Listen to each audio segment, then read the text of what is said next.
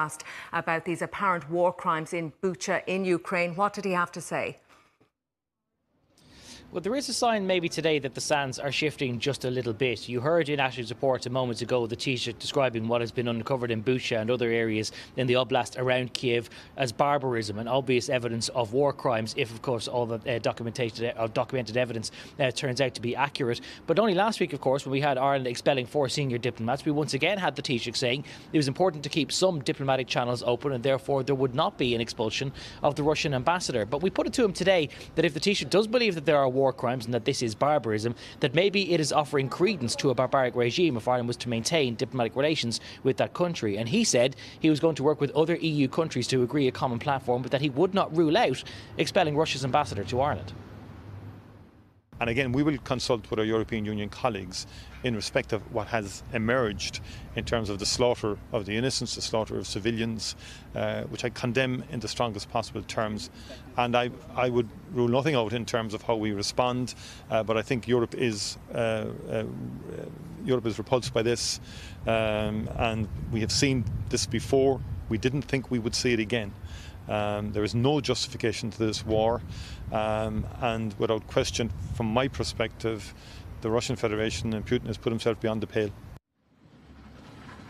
Now, you may have just heard me in an off-mic question there following up with the Taoiseach to say, are you including expelling the Russian ambassador? And that is the context in which he said he was ruling nothing out. So there's evidently some appetite in Ireland and in many other European states for there to be more sanctions against Russia. But as you heard a moment ago, the re-election of Viktor Orban does mean that there is something of a fly in the ointment, because there would not be unanimity around the European table if there were to be measures like, for example, the expulsion of all diplomats. And of course, all of these talks about whether there might be a full boycott of Russian gas imports or whether Russia may turn off the tap in a week or two if it doesn't get paid in rubles, all come at a time where there's increasing worries about energy security in Ireland, and of course particularly around the cost of energy, with carbon tax on household fuels set to rise at the start of next month. That is now the cause of some backbench anxiety within the government parties, but the Taoiseach says it's not a debate that he wants to get into.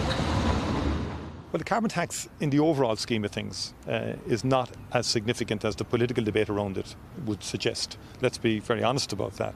The issues of a far greater scale than the carbon tax issue, which was put into legislation to meet an existential crisis of our time, climate change, and we'll hear more about that today in terms of the UN report, which will again illustrate the pressures on us. But we have to look at target measures, which we have in terms of the fuel allowance measure and so on like that, to help people get through this particular time.